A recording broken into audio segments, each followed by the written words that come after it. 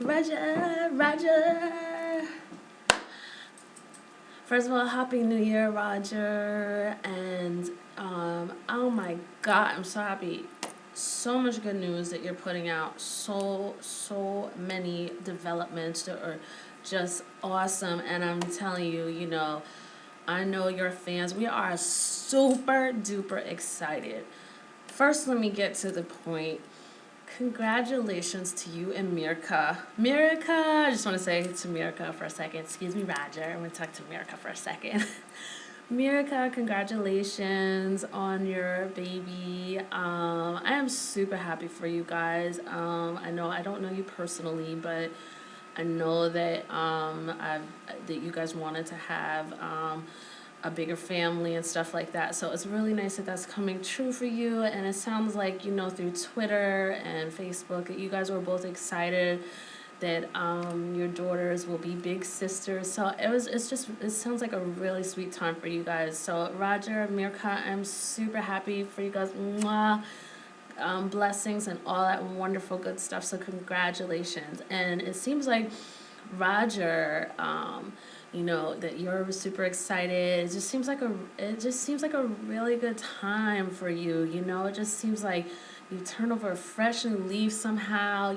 I don't feel like I've seen this kind of energy from you authentically in a while. And I'm not saying that you're inauthentic, but just, it seems like you just naturally refresh. Like you're authentically refreshed and you're really ready to go into 2014. And I am so happy and proud for you. I love you, Roger. I love you so much. And, I am super duper happy and proud of you right now. Like you are going into 2014 with such an amazing energy.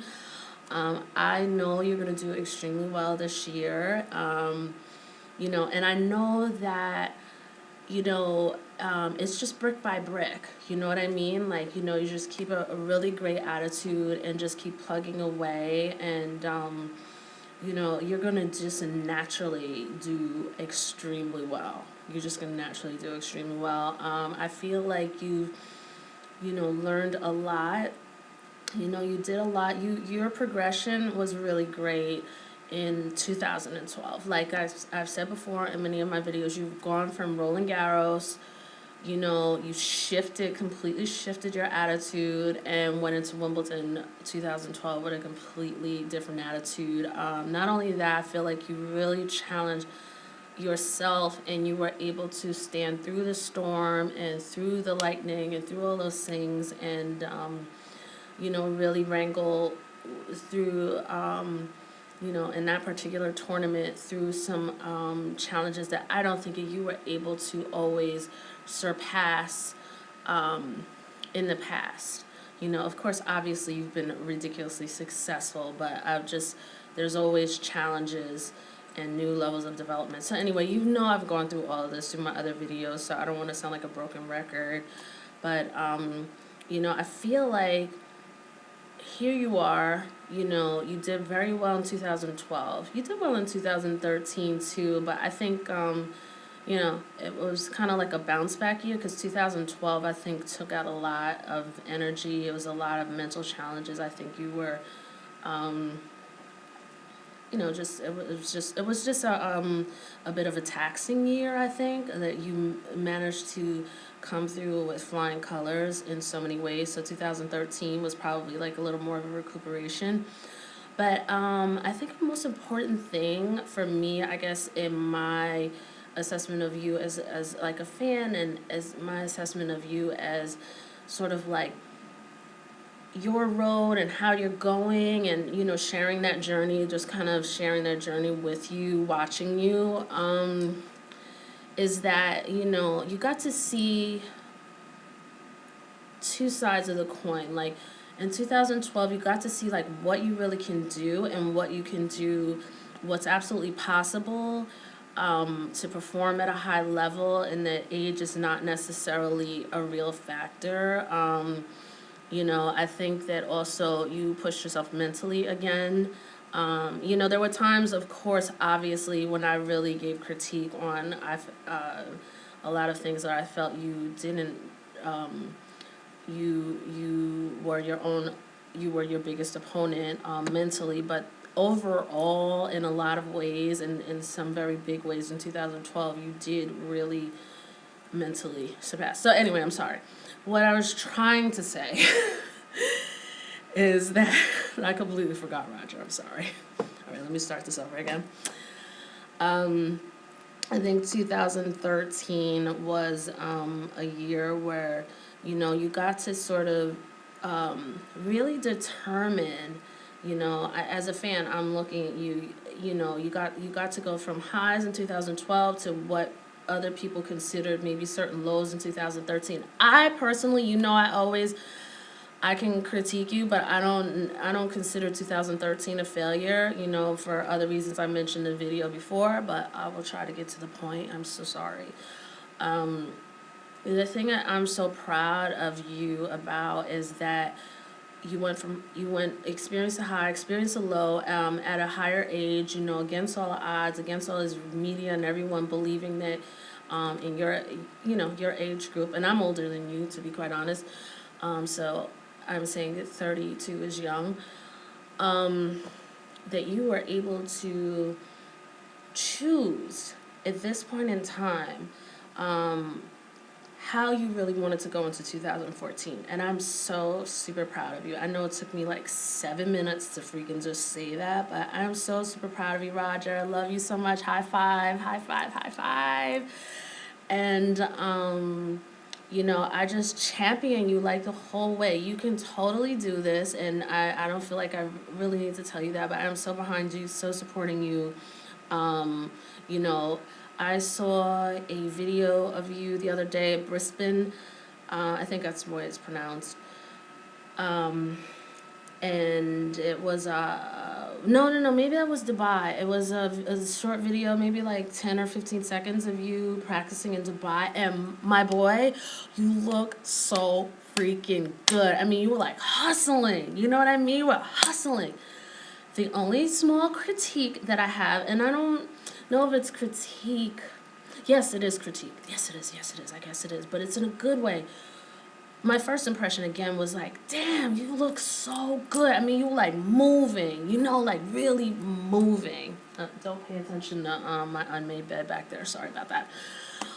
You were moving from side to side with the court, but I felt like, you know, you were getting the balls, right? But I still feel like, to a certain extent, there's still this energy with you where you were playing from a defensive point of view. Like, those balls were flying at you pretty fast, and you were reacting really good.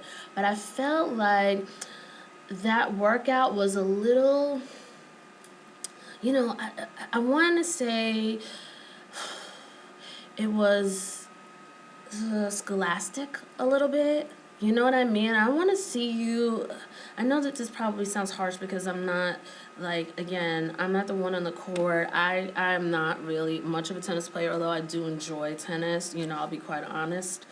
When I do get the time, though, I really want to play tennis. But anyway, so I just look at you, and some of it still feels a little scholastic rather than passionate. You know what I mean? Like, I'm looking for, I'm not saying that you're not passionate, you know, because again, I feel you are really authentically like making decisions going into 2014 that you're going to have a fantastic year, and I know you are, you know, but I just felt like in that video, you know, you look fantastic, but it was more a scholastic thing. It's kind of like, maybe this is not a good example, but it's just kind of like studying to get that A. You know what I mean? In America, the grading system is A, B, C, and D, and A is the highest, which you probably are aware of, maybe. But there's that thing where you study in order to get the A, and you study hard. Like, you want to do it, you want to succeed, but it's the way you're kind of going about it is still, there's still that something there that is just needs to be unleashed. I still think on some certain level, it's kind of like I'm waiting for you to. It's like you're drilling down, but you haven't hit that that oil yet, you know, like in the old movies or whatever in Texas or wherever, where they're like drilling in the ground and all of a sudden the oil just spills out everywhere. I feel like you're drilling down and you want it to happen and you're doing it. But there's still, as soon as you tap into like that, as soon as you're able to like unleash that real fire energy inside. But I'm not saying you don't have any fire. I'm not saying that. I'm really not saying that because I'm maybe a little bit nitpicking right now. Once you unleash that, I think that's like the final frontier for you, because once you unleash that, I think you're gonna really be unbeatable. You're gonna be hugely. You're already formidable. You're already, I think you're the greatest all time. I don't even think I know. But there's still something there that just feels like scholastic rather than unleashing that warrior. Yeah, it's that warrior, and with Roger Federer, I feel your determination going into 2014, but I want to see that unbridled, just let it be all about you. And I'm judging myself now as I say this. I'm like, oh, you're going to say this and he's going to get mad, or you're going to say this and, you don't even know him. You don't know what he's thinking. You don't, he's going to probably be like, oh my God, you don't even know me. You don't know what I'm thinking. But I'm just going to say it. Is that I think I want to see you really be okay. Like, I want to see you be selfish this year. And I mean selfish in the way of being self-full. I mean, I want you to not worry about wishing other players well. And you do overall, but come on. I don't want you to have that in your mind. I just really want it to be all about Roger Federer, me first, and me first on the court, because I do feel you have such a good spirit, and I feel it that spirit sort of holds you back in tennis, whereas you need that realm.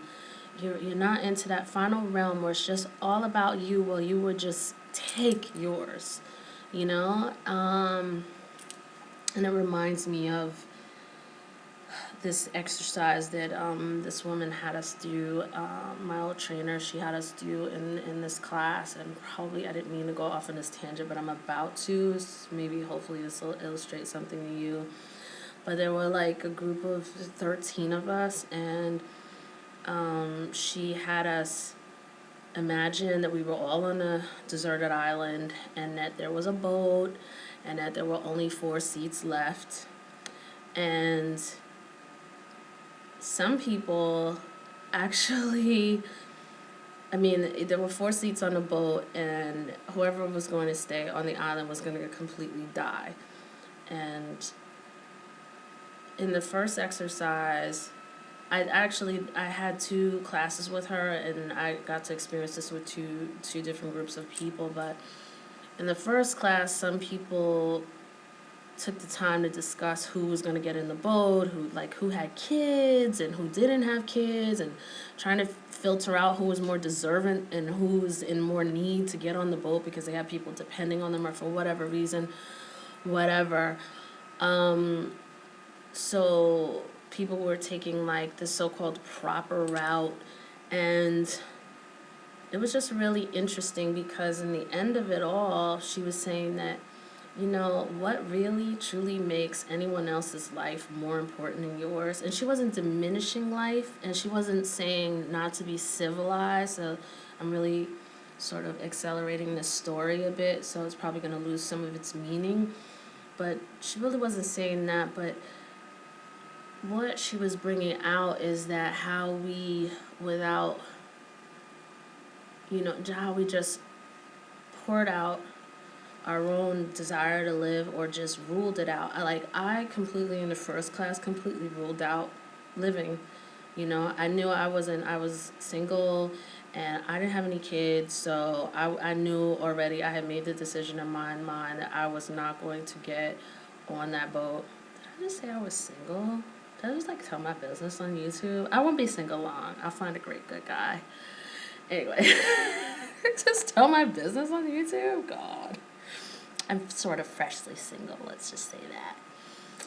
Anyway, so yeah, so I completely ruled that out, but it wasn't about the humanity situation. It was just about like the decisions that I was making for myself and what the sacrifices I was making for myself and how I was putting myself last. And how you make certain decisions, how you do small things or how you do everything. That's like a principle in yoga. Like how you do one thing is how you do everything. And so I started looking in other areas like, where do I just rule myself out and just, put myself last? And, like, yeah, like this, my trainer was saying, like, you deserve to live. You deserve to live. You deserve to live. You deserve to live. You deserve to point into every single person.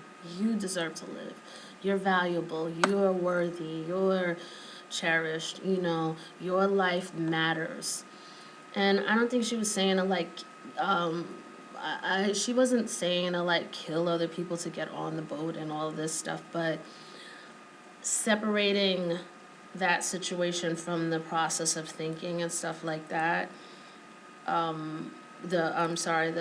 niceties and everything that was going on. She was just saying that you would apply, that same set of thinking you would apply to something else, and where else would you put yourself on the back burner? So anyway, I didn't mean to really go off on that tangent, but I guess you know how I do by now.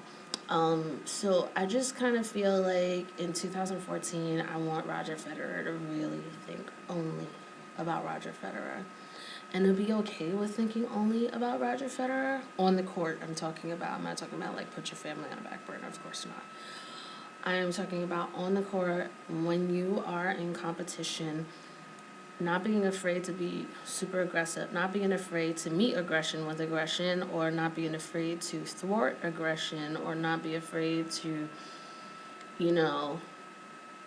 just be like, listen, I want this, okay? I'm not going to slow the ball down because we're starting to get a little aggressive. I'm not going to do that. I'm going to fight for my point.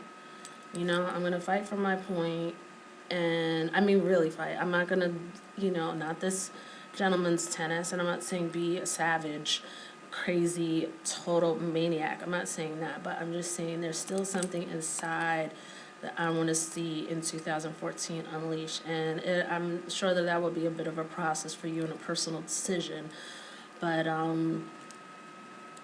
I think some of the things that have to happen is, first of all, is if you really want to win, you have got to get in line with yourself, because you can't be over here training so hard and then over here believing, oh my God, other people have to win too. You got to just be Roger Federer, like, I want to win as much as possible. And I mean, I'm not talking about just wanting it here. I'm talking about wanting it here in the mind, wanting it here in the face, wanting it here in the back of the head, wanting here in the neck, here in the shoulders, here in the heart, here in the stomach.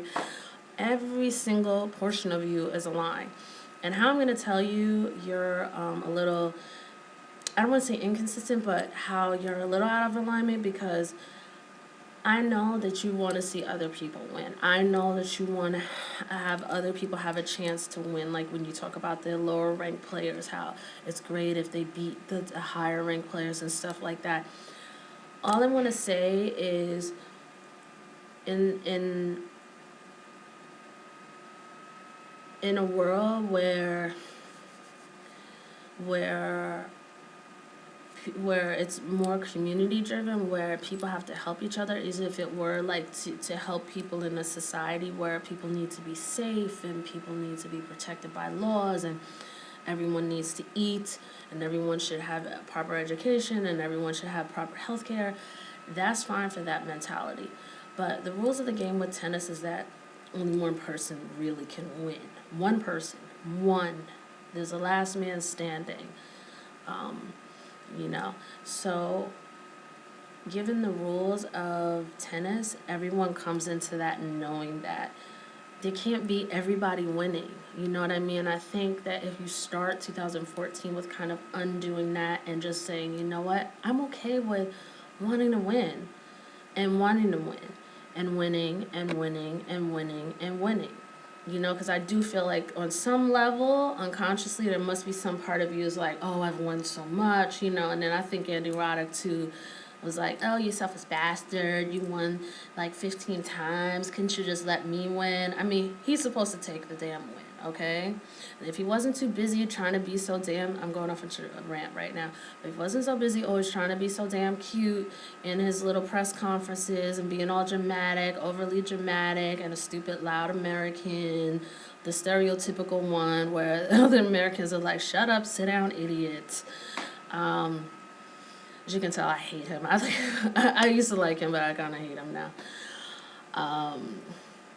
Yeah, I kind of saw him at the U.S. Open, and he was just a plain old. And I'm not a groupie either, you know. I'm not a groupie. I'm not. I know I'm a fan of Roger Federer, but I'm not the type of person to run up, hey, hi, your autograph, nah. You know, I'm not the type of person. You know, I've worked with very famous people. I've been around celebrities, so whatever. Anyway, so we're getting back to you. I'm sorry. Here we go. Let me focus. Bring it in. Okay. So, if you will just kind of undo that notion, that belief system there, that, you know, and get in alignment with yourself, knowing it's okay. Listen, I want to win. I want to win a lot. I want to win as much as I can. You will be performing a lot better, Roger, you know, mentally. Because it's kind of like you've got this kind of thing going on, but if you get it like this rather than having this, like it's like 1 minute you're training hard, once again, you're training really hard and you want to, you know, you want to win and you're doing all of this, you know, drills and whatever, and you're working out really hard, but you also want other people to win, and, you know, you want things to be fair, so-called fair, but tennis is not fair. You know, it's not sports altogether. It's not fair. It's not a platform that's considered fair, and it's not a platform that needs to be fair outside of just the rules. Outside of abiding the rules, the competition against one another is, you know, not supposed to be fair. I mean, you work out, these other guys work out. You have a tennis racket, these guys have a tennis racket. You know, you practice, they practice, you know. I mean, that's all. Somebody has to win in the end. That's just it. It's just not, sports is not something that's considered, let's all win together, you know, unless it's a team. It's not a team. So you have got to get out of that. Like, if you're really going to take us to the next level, you've got to become selfful, you know, and really be like, I want to win completely, and I'm going to take care of just myself, and that's it. And if that means winning every time, that's fine. You know, if other people want to win, they will see to it that they win. You know, they will practice and they will see to it that they win. You know, so I think if you start undoing that, that's going to be like a really huge energy surge for you. And I think you're totally, and I know, as a matter of fact, I know, as soon as you get rid of that mental inconsistency there, you know, and get yourself in full alignment with wanting to win, you are going to. That's going to be a major energetic shift for you.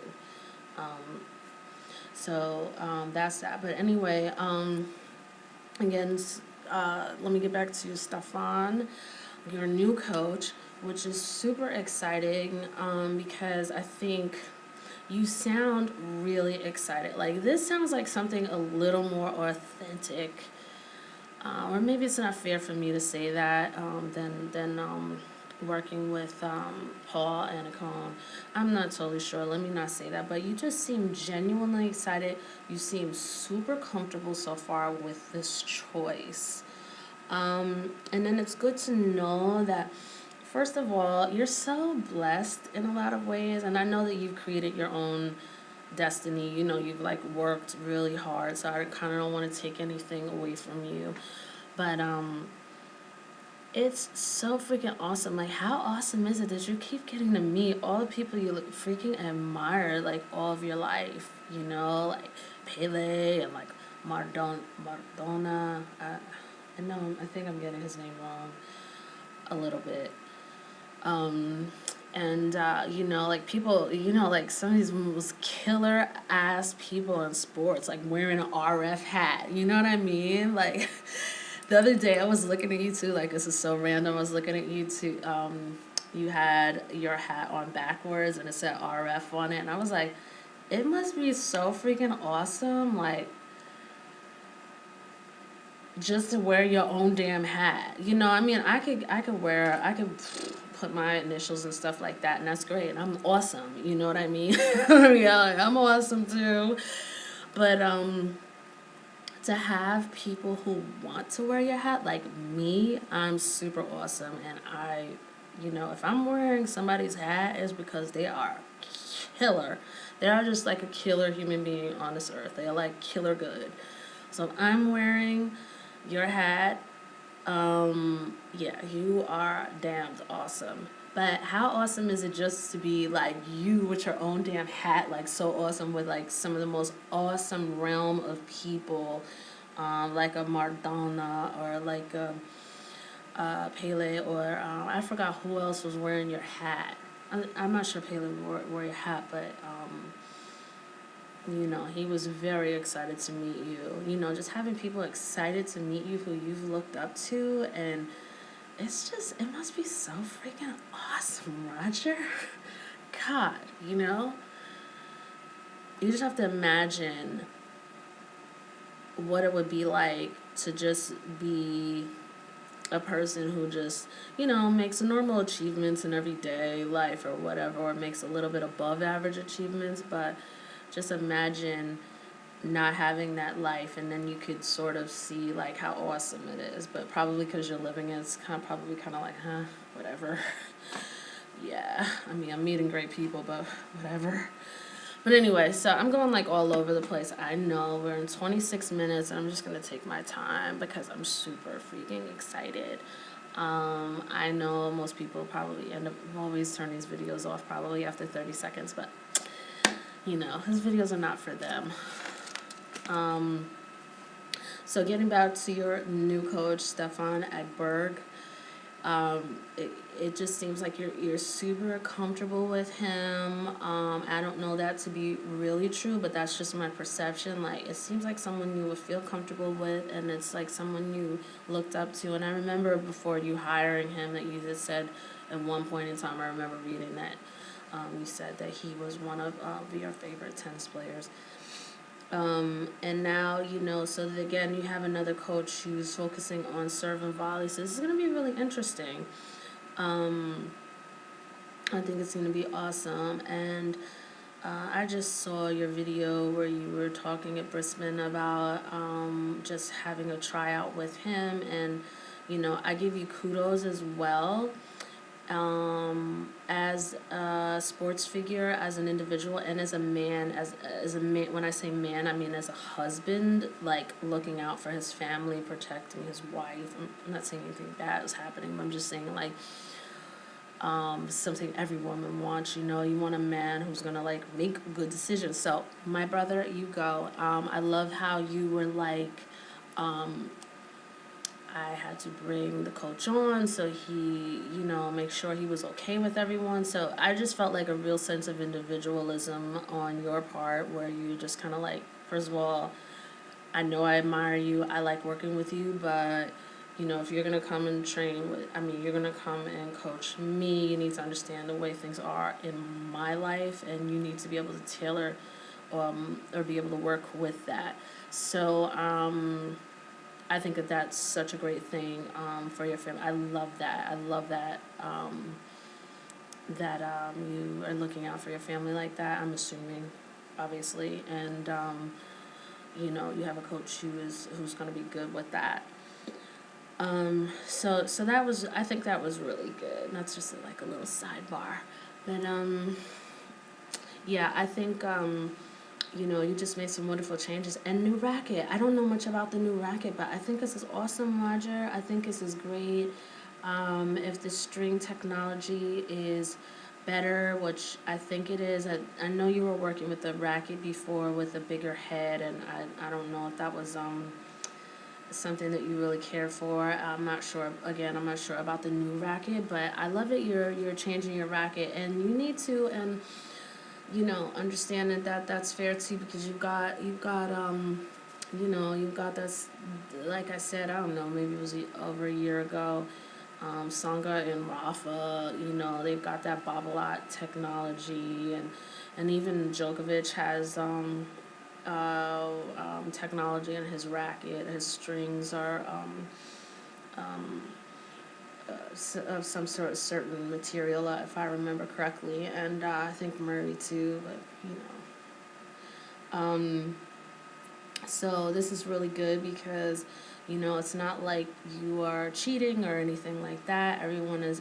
It's like, again, like I've said in the past, it's like choosing the best violin. And it's also stepping onto the level of the other opponents that you're going to be going against, because it's kind of like you were down here with just a regular racket, and everybody else is playing with this high technology stuff that's going to help put more pace on the ball or whatever. And for you, it's more stress and strain. First of all, it's more strain because they're able to put more pace with less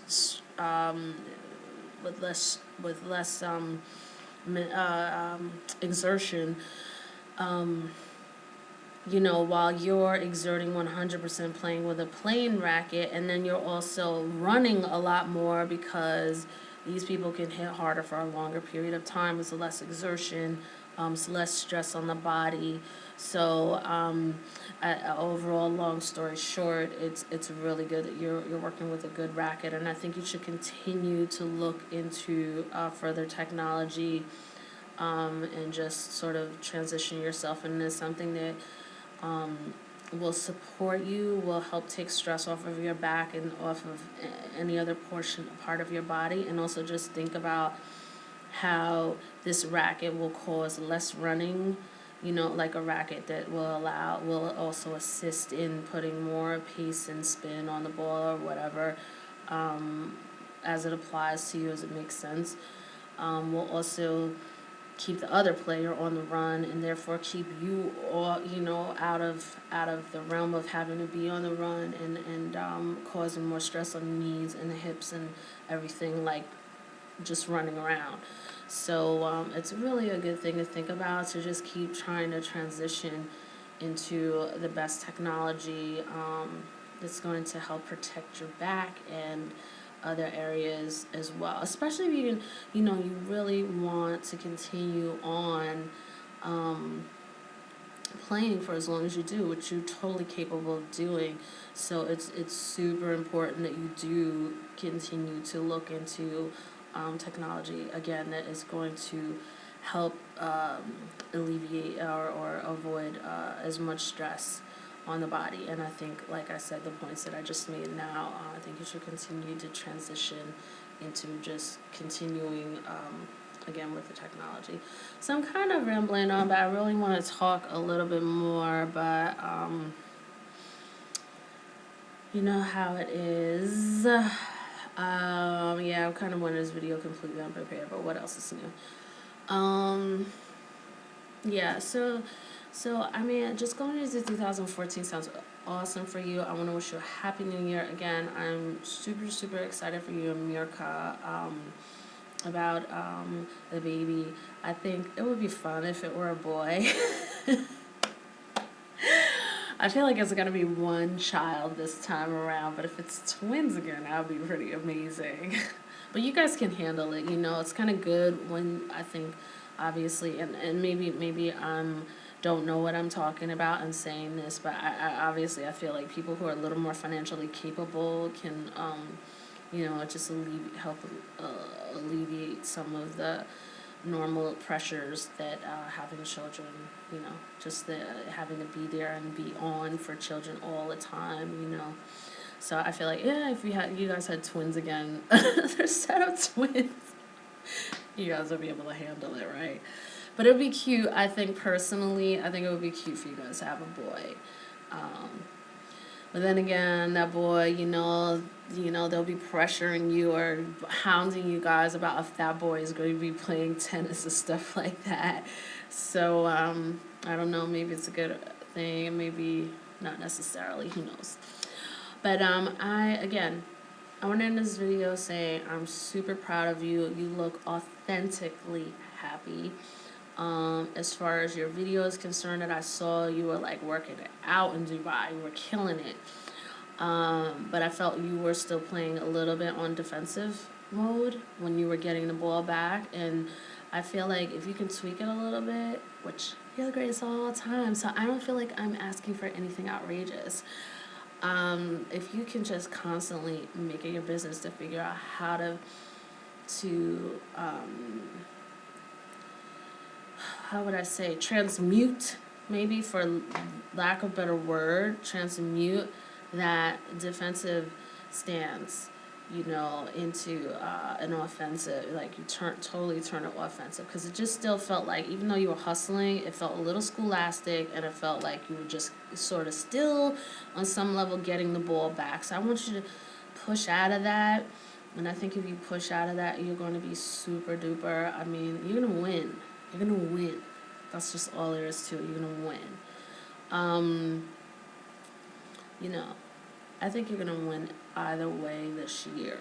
You just keep up with this super positive attitude and all of this really good authentic energy.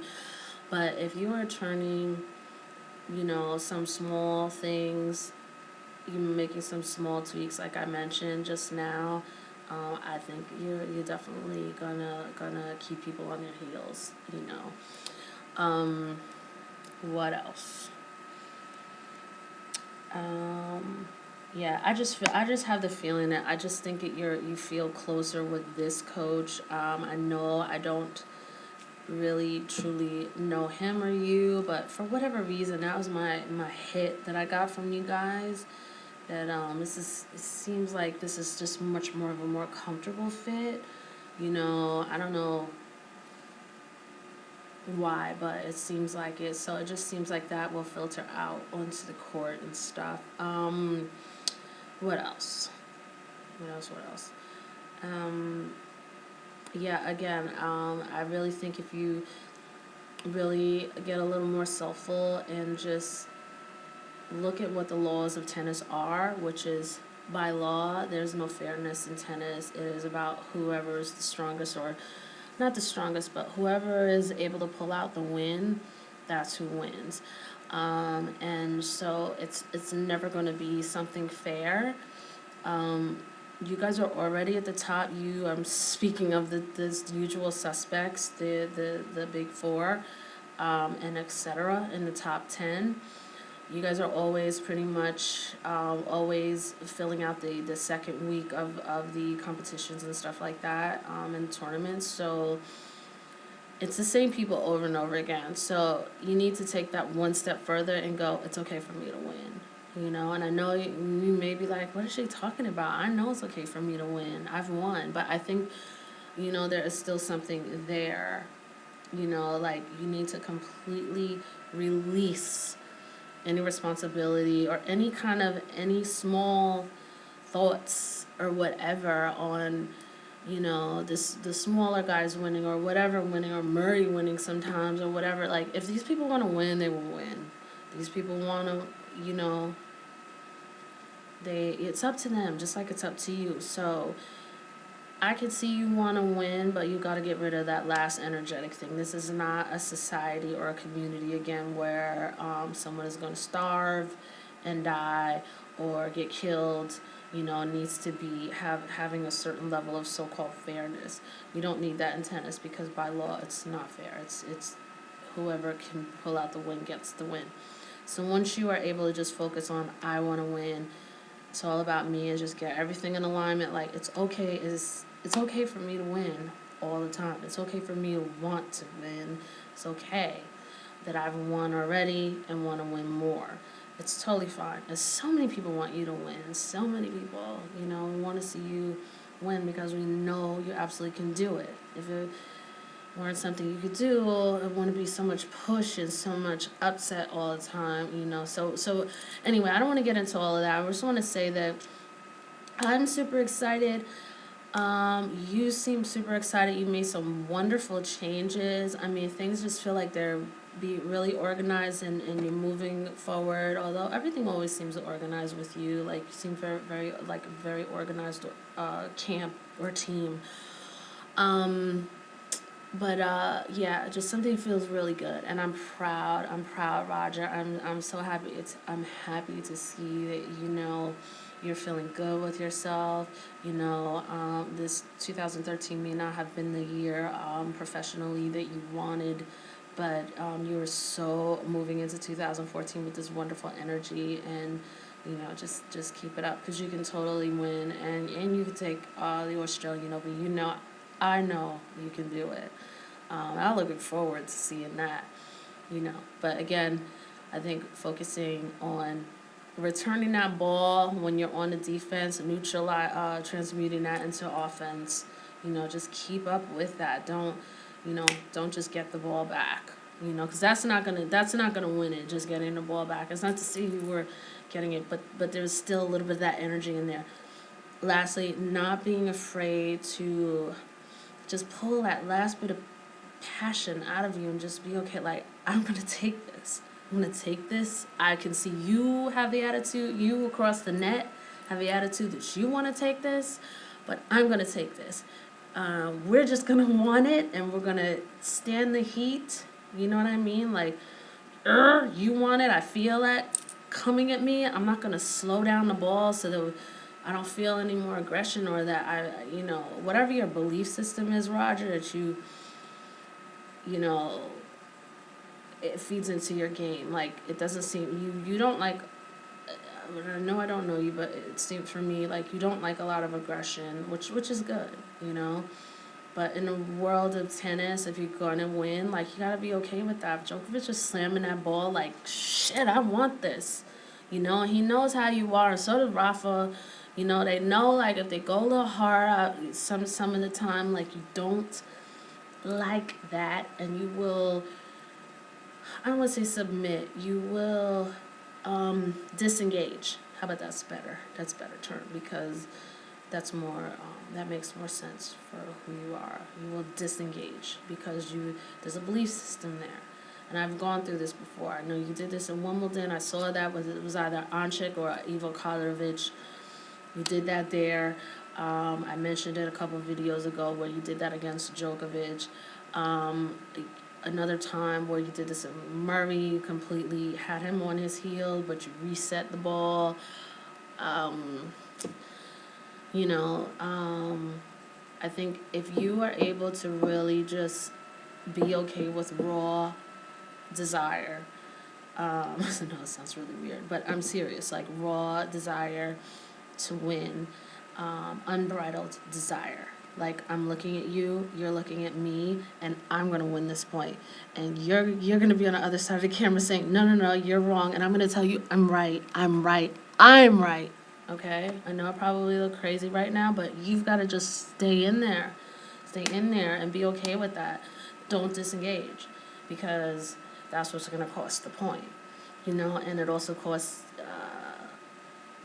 there are times, like I said, when players really know, players get afraid. They're like, I'm telling you, like, when Roger has his, Roger's all together and stuff like that, shit. You know what I mean? Seriously.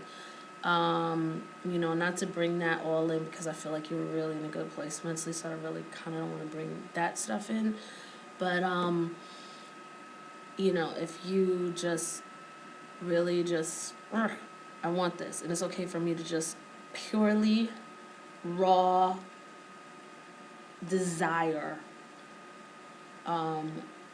just raw, pure desire, unrefined desire. I'm not, again, saying be a madman, orangutan, maniac, uncivilized, Cro-Magnon man, or whatever, Neanderthal, whatever you want to call it. But I'm just saying raw, unbridled desire to win without the judgment coming in and making you disengage and lose the point. Okay? Take it Djokovic is a fighter. You know, who isn't, I guess, to a certain extent. Well, no. The top guys. Let's just talk about you. Let's talk about Djokovic. Let's talk about Rafa. You know, even Murray has a little aggression, but never mind him. Djokovic has no problem, like, really just, you know.